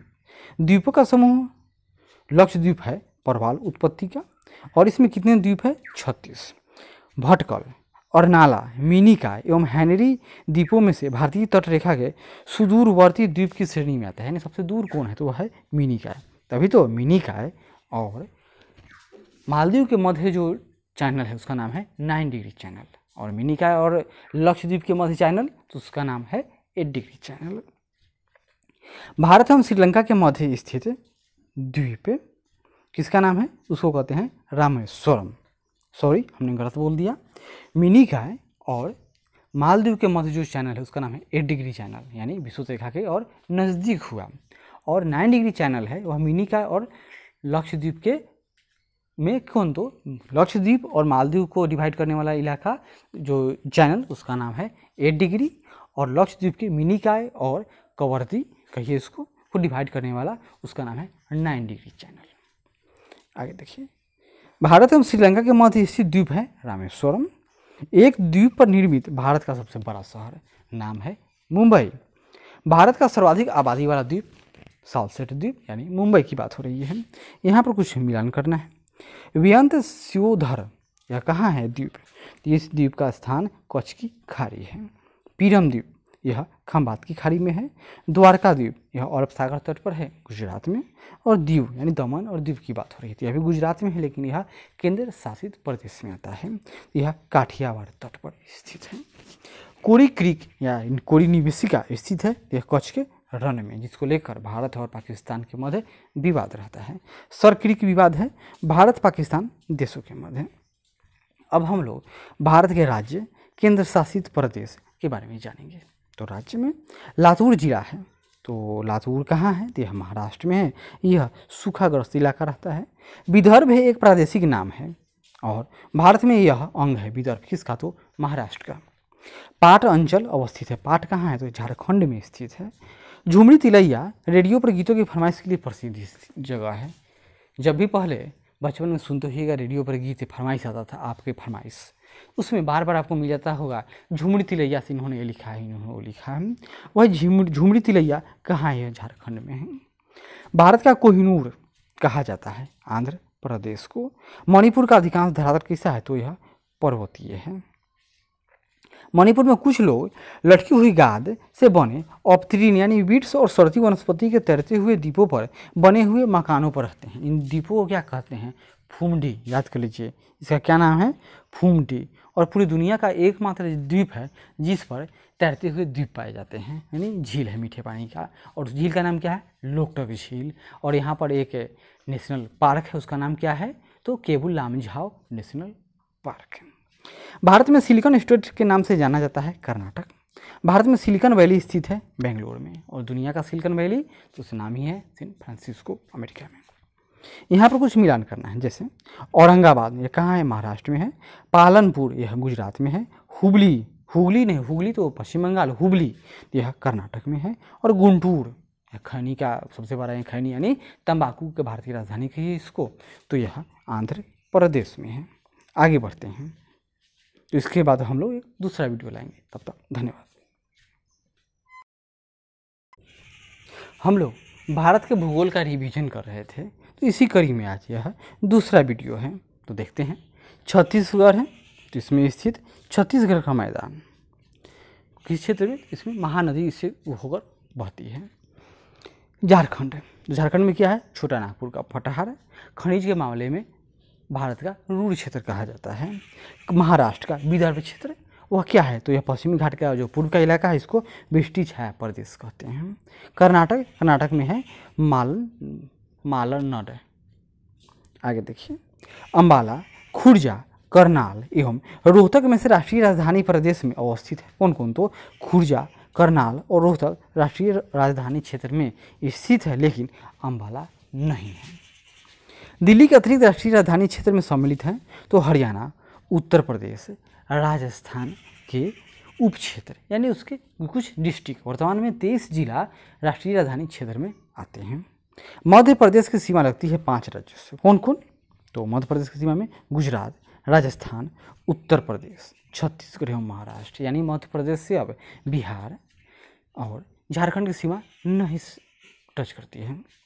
क्षेत्रफल के क्रम में भारत के 4 बड़े राज्य, सबसे बड़ा राज्य राजस्थान, दूसरा मध्य प्रदेश, तीसरा महाराष्ट्र, चौथे नंबर पर यूपी यानी उत्तर प्रदेश। भारत के समस्त राज्यों में क्षेत्रफलानुसार उत्तर प्रदेश का स्थान है, तो यह चौथा है। भारत के राज्यों हिमाचल प्रदेश, उत्तराखंड, छत्तीसगढ़ एवं झारखंड का उनके क्षेत्रफल के अवरोही क्रम यानी घटते हुए क्रम में बताना है कि इसमें सबसे बड़ा कौन है। सबसे बड़ा छत्तीसगढ़ है, लगभग यह 1,45,000 से भी बड़ा क्षेत्र है। दूसरा आता है झारखंड, यह मात्र तो बिहार से कितना है? तो बिहार 54% इलाके में है और यह लगभग 45% इलाके में है। तो कितना होगा? तो बिहार है लगभग 94,000 किलोमीटर में, तो यह उससे कम है, यानी 70-72,000 किलोमीटर का राज्य है। फिर हिमाचल प्रदेश और सबसे छोटा उत्तराखंड है। कर्नाटक, राजस्थान, तमिलनाडु एवं महाराष्ट्र का उनके भौगोलिक क्षेत्र के अनुसार बताइए कि कौन सबसे बड़ा है, कौन छोटा? तो सबसे बड़ा राजस्थान, फिर उसके बाद महाराष्ट्र का नंबर आता है क्योंकि मध्य प्रदेश तो है नहीं, उससे छोटा कर्नाटक और इन सबसे छोटा तमिलनाडु राज्य है। उत्तर प्रदेश, मध्य प्रदेश, राजस्थान एवं उत्तराखंड राज्यों में क्षेत्रफल में सबसे छोटा यह उत्तराखंड है। भारत का लगभग 30% क्षेत्र 3 राज्यों को मिलकर ही बनाने से बन जाता है। कौन कौन? राजस्थान, मध्य प्रदेश और महाराष्ट्र। राजस्थान तो अकेले 10% से भी बड़ा इलाका कैप्चर करता है। भारत में जनसंख्या के अनुसार तीसरा एवं क्षेत्रफल में 12वां, अब तो ये और आगे गए होंगे, तो कौन है? तो बिहार। आगे देखिए, उत्तर प्रदेश के सीमावर्ती राज्य हैं, तो सबसे उत्तर प्रदेश का सीमावर्ती राज्य, सबसे इसके पश्चिम में हिमाचल प्रदेश, फिर हरियाणा, यानी याद कीजिए उत्तर प्रदेश से बाउंड्री टच करने वालों में हिमाचल प्रदेश भी आता है, फिर हरियाणा, राजस्थान, मध्य प्रदेश, छत्तीसगढ़, झारखंड, बिहार एवं उत्तराखंड तथा केंद्र शासित प्रदेश दिल्ली भी है। असम घिरा हुआ है, तो असम 7 राज्यों से, यानी नॉर्थ ईस्ट में जो 7 राज्य हैं, एक भाई है उसका सिक्किम, वह अलग है लेकिन वह भी नॉर्थ ईस्ट में ही आता है। नॉर्थ ईस्ट के जो मुख्य भूमि है उसमें 7 राज्य हैं, उसमें जो असम है यह सबसे अपना बाउंड्री शेयर करता है। यह मेघालय, ऊपर में आइए यह इलाका कौन है? तो यह अरुणाचल प्रदेश, फिर यहाँ पर नागालैंड है, नागालैंड का तो मणिपुर है, इस तरह से निकला हुआ मिजोरम है और यहाँ पर त्रिपुरा है। महाराष्ट्र, बिहार, ओडिशा एवं आंध्र प्रदेश में से छत्तीसगढ़ की सीमा नहीं मिलती है। तो छत्तीसगढ़ की सीमा किससे नहीं मिलती है? तो यह बिहार से, क्योंकि बिहार का बंटवारा हो गया। अब उसकी सीमा झारखंड से मिलती है। दिल्ली, जोधपुर, नागपुर एवं बेंगलुरु में से मध्य समुद्र तल से ऊंचाई अधिकतम किसका होगा? सबसे ऊंचा इसमें से कौन है? तो बेंगलुरु। तभी तो यह विषुवत रेखा के पास है। और तमिलनाडु का जो मद्रास है वह इसके उत्तर में स्थित है। फिर भी इसका तापमान दक्षिण भारत के जो तमिलनाडु मद्रास हुआ इनसे कम रहता है, क्योंकि यह पहाड़ी पर स्थित है। राजस्थान के मरुक्षेत्र के बारे में कुछ कथन है, जैसे यह विश्व का सबसे घना मरुस्थल है। सही है। यह लगभग 10 इकाई दहाई सैकड़ा हजार 10,000 वर्ष पुराना है, जिसका कारण अत्यधिक मानवीय हस्तक्षेप रहा। यहाँ केवल 40 से 60% क्षेत्र ही कृषि हेतु उपयुक्त है। शुद्ध बोए गए क्षेत्र में वृद्धि के कारण चारागाह क्षेत्र के विस्तार पर कुप्रभाव पड़ा है, क्योंकि यहीं से इंदिरा गांधी नहर का विस्तार हो गया, जिससे यह क्षेत्र भी अब यहाँ पर भारत सरकार के प्रयास से कृषि कार्य अधिक से अधिक किया जाने लगा, जिससे चारागाह सिमट गया। भारत का एक विशेष राज्य जो इन विशेषताओं से है। भारत में विशेष राज्य का जो कॉन्सेप्ट था वो किसको दिया जाता था? तो वह तो नहीं पूछ रहा है यहाँ पर एक स्पेशल राज्य के बारे में है। देखिए, यह उसी अक्षांश पर स्थित है जो उत्तरी राजस्थान से होकर गुजरती है, यानी कि राजस्थान जो हुआ इसी के बराबर की बात कर रहा है। दूसरा, इसका 80% से अधिक क्षेत्र वन आवरण वाला है। तो ये नॉर्थ ईस्ट की बात हो गई। 12% से अधिक वनाच्छादित क्षेत्र इस राज्य के रक्षित क्षेत्र नेटवर्क के रूप में है। तो कौन सा इलाका है? तो राजस्थान के समीप ही सिक्किम है, लेकिन यहाँ बड़ा इलाका की बात हो रही है तो यह अरुणाचल प्रदेश में है, यानी कि विकल्प में यह रहा होगा। उत्तर पूर्वी राज्यों की 7 बहनों का भाग नहीं है। कौन? तो पश्चिम बंगाल। 1953 में जब आंध्र प्रदेश राज्य के रूप में अलग बना तब उसकी राजधानी थी कुर्नूल। सबसे अधिक जिलों वाला राज्य उत्तर प्रदेश। सोनभद्र जिला जो यूपी का जिला है, इससे बाउंड्री टच करने वाले राज्य 4 हैं। कौन कौन? तो बिहार, झारखंड, मध्य प्रदेश और छत्तीसगढ़ की सीमाएं भी मिलती है। किसे? तो यूपी के सोनभद्र से। 4 दक्षिणी राज्य आंध्र प्रदेश, कर्नाटक, केरल और तमिलनाडु में से सबसे अधिक भारतीय राज्यों के साथ सीमावर्ती है। कौन? तो आंध्र प्रदेश और कर्नाटक में से प्रत्येक। लेकिन अब तो वर्तमान में कर्नाटक का ही नाम आएगा, क्योंकि आंध्र प्रदेश का तो बंटवारा हो गया, तेलंगाना अलग हो गया। आगे देखते हैं। तेलंगाना राज्य की सीमा बनता है तो तेलंगाना राज्य की सीमा आंध्र प्रदेश, कर्नाटक, महाराष्ट्र और छत्तीसगढ़ से मिलती है। लेकिन वर्तमान में आंध्र प्रदेश और कर्नाटक दोनों की सीमाएं सबसे अधिक राज्यों से टच करती है दक्षिण भारत के सापेक्ष में। मणिपुर की राजधानी है इम्फाल। गुजरात की राजधानी याद कीजिए गांधीनगर, अहमदाबाद ना है। राजस्थान की राजधानी जयपुर। और अरुणाचल प्रदेश की राजधानी ईटानगर। और भारत के 29वें राज्य यानी तेलंगाना की राजधानी हैदराबाद है। मिजोरम की राजधानी आइजोल। चंडीगढ़, भुवनेश्वर, बेंगलुरु एवं गांधीनगर में से सुनियोजित राजधानी नहीं है। कौन? तो यह बेंगलुरु नहीं है, क्योंकि चंडीगढ़ है, भुवनेश्वर, गांधीनगर ये सब बनाया हुआ शहर है, लेकिन बेंगलुरु अपने आप विकसित शहर है। असम, तो इसकी राजधानी दिसपुर। नागालैंड कोहिमा और मेघालय का शिलोंग है।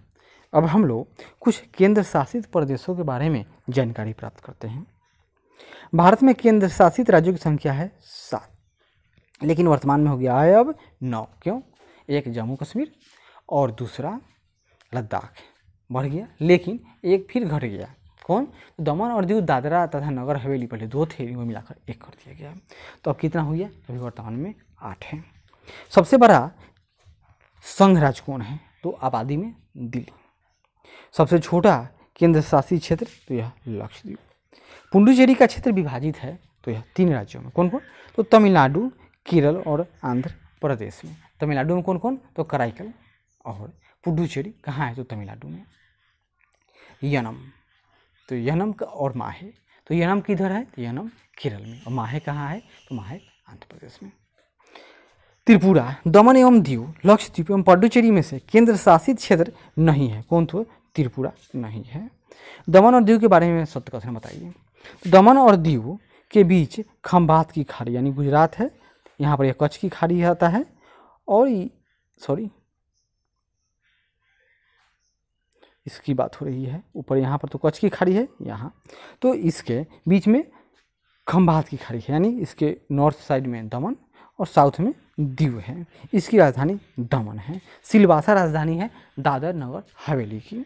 भारत के केंद्र शासित प्रदेश हैं दिल्ली, चंडीगढ़, लक्षद्वीप, दादर नगर हवेली, दमन और दीव, पांडिचेरी, अंडमान निकोबार द्वीप समूह और जम्मू कश्मीर तथा लद्दाख।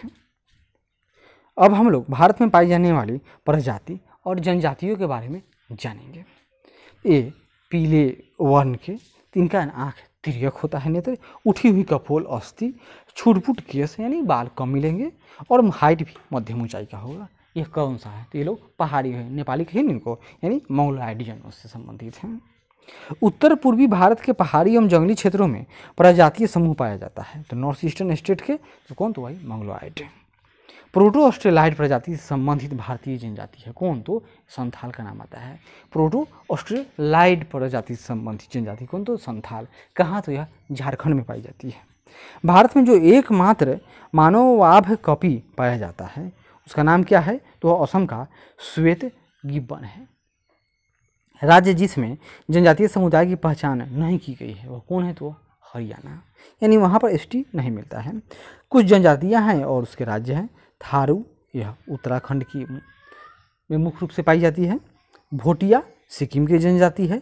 मुंडा झारखंड की जनजाति है और कोल यह महाराष्ट्र की जनजाति है। वह जनजाति जो दिवाली को शोक त्यौहार के रूप में मनाती है नाम है थारू। थारू लोगों का निवास तो यह उत्तर प्रदेश के तराई क्षेत्र में है। सुमेलित कीजिए। लिंबू यह सिक्किम की जनजाति है। कार्बी तो यह असम की जनजाति है। डोंगरिया कोंध और बोंडा, डोंगरिया कोंध और बोंडा ये दोनों उड़ीसा राज्य की जनजाति हैं। अबोर, गद्दी, लेपचा तथा थारू जनजातियों में से धौलाधर श्रेणी क्षेत्र की प्रमुख जनजाति है, यानी हिमाचल प्रदेश की बात हो रही है। तो कौन? तो गद्दी। गद्दी लोग निवासी हैं तो हिमाचल प्रदेश के। संथाल निवासी है, यह पूर्वी भारत के। ऋतु प्रवास किया जाता है जो पशुचारण करते होंगे तो नाम है इनका भूटिया। बोडो निवासी है तो बोडो यह गारो पहाड़ी के हैं कौन? तो बोडो। गारो कहाँ है? पहाड़ी तो मेघालय में आएगा। गारो जनजाति है तो मेघालय, असम एवं मिजोरम की जनजाति है। खासी एवं गारो भाषा बोलने वाली जनसंख्या पाई जाती है कहाँ? तो मेघालय, असम एवं मिजोरम राज्यों में पाई जाती है। चेंचू, लेपचा, डफला एवं डाफर जनजातियों में से केरल में पाई जाने वाली कौन है? तो चेंचू। क्यों? क्योंकि लेपचा, डफला, डाफर ये सब कहाँ है? जैसे नॉर्थ ईस्ट की जनजाति है। भारत की सबसे बड़ी जनजाति है अभी वर्तमान में भील है, लेकिन इससे पहले कौन था? तो भील और एक नाम उसका कोंड है। इन दोनों में आपस में टक्कर होते रहता है। टोडा एक जनजाति है जो निवास करती है कहाँ? तो नीलगिरी की पहाड़ियों पर। क्वेश्चन आता है कि वह कौन जनजाति है जिसमें बहुपति रखने की परंपरा है? तो भाई नीलगिरी का टोंडा जनजाति। एक जनजाति जो सरहुल त्यौहार मनाती है और झारखंड का कौन? तो मुंडा है। उत्तराखंड की सबसे बड़ी अनुसूचित जनजाति है तो उसका नाम है जौनसारी। मिजोरम में बस्ती स्वरूप मुख्यतः कटकों के साथ साथ रैखिक प्रतिरूप का है। क्यों? क्योंकि घाटियाँ कटकों की अपेक्षा ठंडी रहती है। यही कारण है कि कटकों के साथ साथ यानी कि उसका जो ऊंचाई है यहीं पर अधिक घर मिलता है। कहाँ? तो मिजोरम में। आगे बढ़ते हैं। भोटिया तो यह जनजाति है उत्तराखंड और उत्तर प्रदेश की। खासी मेघालय की है। संथाल झारखंड में पाई जाने वाली जनजाति है और टोंडा यह तमिलनाडु में पाई जाने वाली जनजाति है। बिहू का संबंध असम से है। ओणम का संबंध केरल से है, ये पर्व है। पोंगल तो यह तमिलनाडु से संबंध है और बैसाखी का संबंध पंजाब से है। तो वही पोंगल, इसमें क्या होता है कि जानवर यानी बैलों को दौड़ाया जाता था, जिस पर सुप्रीम कोर्ट ने रोक लगा दिया था, तो बहुत विवाद हुआ, फिर इनको अनुमति मिली थी। गोवा राज्य तो गोवा राज्य की मुख्य भाषा कोंकणी, मेघालय की भाषा खासी और सिक्किम की भाषा तो लेपचा है। अंगामी तो ये आबादी कहाँ मुख्य रूप से निवास करती है? तो नागालैंड में। आपातानी जनजाति यह अरुणाचल प्रदेश में रहती है और यह धान के साथ मछली का भी पैदावार करती है।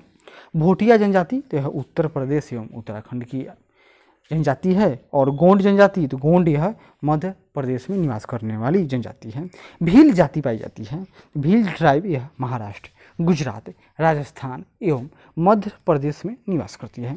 बहुपतित्व प्रथा को मानने वाली जनजातियाँ कौन कौन है? तो जौनसारी, टोडा, खौस एवं कोटा, इतना जनजातियों में बहुपति प्रथा मानी जाती है। और भी है आगे बोटा, तिवान, इरावा, नायर जनजातियाँ। तो जौनसारी, टोडा, खौस, कोटा, बोटा, तिवान, इरावा एवं नायर जनजातियों में बहुपतित्व की प्रथा चली जाती है। यहाँ पर कुछ जनजाति है और उनके निवास स्थल है, जैसे भीलों का निवास स्थल राजस्थान, संथाल झारखंड, राजी उत्तराखंड राज्य में निवास करते हैं। बिरहोर जनजाति जिनका संबंध झारखंड से है, भूटिया सिक्किम, टोडा तमिलनाडु में, और सेंटिलीज तो यह अंडमान एवं निकोबार द्वीप समूह में निवास करते हैं। टोडा जनजाति तो यह तमिलनाडु में, लेप्चा सिक्किम, बिरहोर झारखंड में और गारो मेघालय में निवास करते हैं। सहरिया जनजाति के लोग जो हाल में चर्चा में थे, क्यों? यह निवासी है राजस्थान के। कुछ जनजाति है और निवास स्थल फिर देखते हैं। जौनसारी उत्तराखंड, भील मध्य प्रदेश में निवास करती है। भारत में जनजातियों के निर्धारण का आधार है सांस्कृतिक विशेषीकरण एवं विभिन्न आवास। और पहाड़ी कोरबा यह जसपुर कहाँ हुआ? आगे देखिए। बैगा जनजाति तो यह मंडला, मारिया तो यह पातालकोट यानी कि छिंदवाड़ा में निवास करती है, और सहरिया तो यह ग्वालियर से संबंधित है। आगे देखिए मोपला, तो मोपलाओं का निवास स्थल केरल है, मुड़िया छत्तीसगढ़, टोडा तमिलनाडु, मुंडा झारखंड में निवास करने वाली जनजाति है। भारत के चांगपा समुदाय के संदर्भ में सही कथन है। चांगपा वे अच्छे किस्म का ऊन देने वाले पश्मीना बकरियों को पालते हैं। उन्हें अनुसूचित जनजाति की श्रेणी में रखा गया है। किनको? तो चांगपा, और ये पशु चारण करते हैं।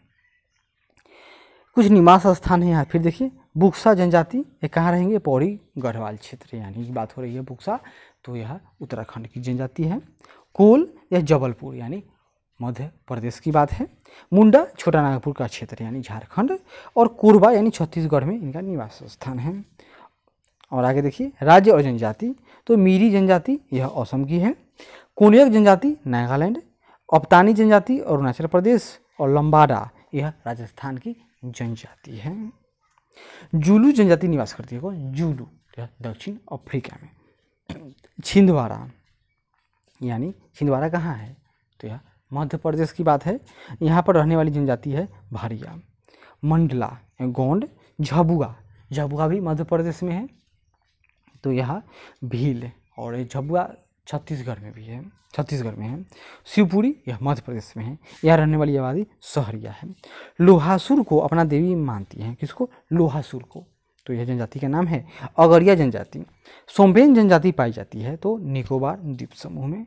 केंद्र शासित प्रदेश में ओंज जनजाति के लोग निवास करते हैं। कहाँ? तो अंडमान और निकोबार द्वीप समूह में। जारवा जनजाति के लोग जो हाल में चर्चा में है, यह भी अंडमान और निकोबार के हैं। भारत की सर्वाधिक आदि जनजाति है तो कौन? तो जारवा, यानी सबसे प्राचीन। मंगनियार के नाम से जाना जाने वाला लोगों का समुदाय है। यह पश्चिमोत्तर भारत में अपनी संगीत परंपरा के लिए विख्यात है। कौन? तो मंगनियार जनजाति के लोग झूमिंग करते हैं। झूमिंग कृषि यानी स्लैश एंड बर्न कृषि, यानी कि जंगल को जलाओ, खेती करो, फिर छोड़ दो, फिर नया खोज लो। तो यह खासी जनजाति के लोग स्लैश एंड बर्न एग्रीकल्चर करते हैं। अब कुछ भाषा संबंधित फैक्ट है। भारतीय उपमहाद्वीप में बोली जाने वाली भाषाओं में बोलने वालों की सर्वाधिक संख्या के आधार पर हिंदी का नंबर आता है। तो सबसे एक नंबर हिंदी के बाद तो बांग्ला भाषा। ऑस्ट्रिक समूह की भाषा है तो ऑस्ट्रिक समूह की भाषा खासी है। भारत का सबसे बड़ा भाषाई समूह है इंडो आर्यन, यानी इसको हिंदी में मिलेगा आपको लिखा हुआ भारोपीय। और यहाँ पर कुछ मानचित्र है और देखना क्या पूछ रहा है। तो ABCD, तो ये ABCD में बोली जाने वाली भाषा, तो डी यानी सबसे पूर्वी इलाका है, यह बिहार का इलाका हो गया। तो बिहार से संबंधित भाषा मैथिली है, यानी पूर्वी बिहार की बात हो रही है। दूसरा भोजपुरी, तो यह गंगा नदी के दक्षिण का इलाका। फिर आगे चलते हैं अब उत्तर प्रदेश के इलाका है। तो उत्तर प्रदेश में जो उत्तर प्रदेश में पूर्वांचल के बाद का इलाका यानी उत्तर प्रदेश का में लखनऊ का इलाका, तो वहाँ पर अवधी बोली जाती है। और यह मालवा का पठार का इलाका या पश्चिमी उत्तर प्रदेश कहिए तो वहाँ पर ब्रज भाषा यानी मथुरा का क्षेत्र है, तो ब्रज भाषा बोली जाती है। अपवाह तंत्र यानी गंगा नदी का जो ड्रेनेज सिस्टम है उसके बारे में हम लोग सबसे पहले जानेंगे। गंगा नदी उदाहरण है किसका, तो पूर्ववर्ती अपवाह का, मतलब यह हिमालय पहाड़ से भी पहले है। मतलब इन्होंने कि इसके बाद में हिमालय पहाड़ का उद्गम हुआ, लेकिन इस नदी ने क्या किया, रास्ता काट काट कर हिमालय को काट डाला और आज भी यह नदी भारत में बहती है। बांग्लादेश में गंगा नदी को पुकारा जाता है किस नाम से, तो पद्मा के नाम से। सुंदरबन डेल्टा का निर्माण करने वाली नदियां हैं गंगा और ब्रह्मपुत्र। गंगा नदी बहुत ही प्रदूषित नदी है, सही बात। जो नदी जितनी पवित्र है वह उतनी ही अधिक प्रदूषित है, यह बात गलत बात है। गंगा की जलोढ़ मृदा की गहराई भूमि सतह के नीचे लगभग 6 किलोमीटर यानी 6000 मीटर तक की गहराई तक पाई जाती है। सतकथन यहाँ देख लीजिए, देवप्रयाग में अलकनंदा और भागीरथी नदी के संगम पर स्थित है। कौन, तो देवप्रयाग। उसके बाद रुद्रप्रयाग, तो यह अलकनंदा एवं मंदाकिनी नदी पर स्थित है। कौन, तो रुद्रप्रयाग। और अलकनंदा नदी बद्रीनाथ से बहती है, तो अलकनंदा नदी का उद्गम स्थान कहाँ हुआ, तो बद्रीनाथ में हो गया। आगे देखिए कुछ दिया हुआ है, यह बार बार एग्जाम में आता है, याद कर लीजिए। रुद्रप्रयाग, अलकनंदा, मंदाकिनी, यानी अलकनंदा आपको सब में कॉमन मिलेगा। तो रुद्रप्रयाग अलकनंदा प्लस मंदाकिनी के संगम पर, नंदप्रयाग अलकनंदा मंदाकिनी, यह मंदाकिनी है, नंदाकिनी है। कर्णप्रयाग अलकनंदा पिंडर और देवप्रयाग अलकनंदा भागीरथी के मिलन स्थल पर है। अलकनंदा और भागीरथी का संगम है, यह देवप्रयाग में है। मंदाकिनी नदी जल प्रवाह अथवा मुख्य नदी संबंधित है किससे, तो यह अलकनंदा से संबंधित है। केदारनाथ से रुद्रप्रयाग के मध्य बहती है, तो मंदाकिनी बहती है। वह नदी का तट जिस पर बद्रीनाथ का प्रसिद्ध मंदिर स्थित है, नाम है उसका अलकनंदा। भारत की सबसे बड़ी वाह नदी यानी जल के मामले में या सिस्टम के मामले में, ड्रेनेज सिस्टम, तो गंगा। भागीरथी नदी निकलती है तो गोमुख से निकलती है। गंगा नदी की एकमात्र सहायक नदी जिसका उद्गम भारत के मैदानी भाग में है उसका नाम है गोमती। दिल्ली और आगरा के मध्य वर्ष के अधिकांश समय में यमुना नदी मृतप्राय हो जाती है। और यमुना औसत वाहिनी नदी है, गलत, यमुना सालों पर बहने वाली नदी है।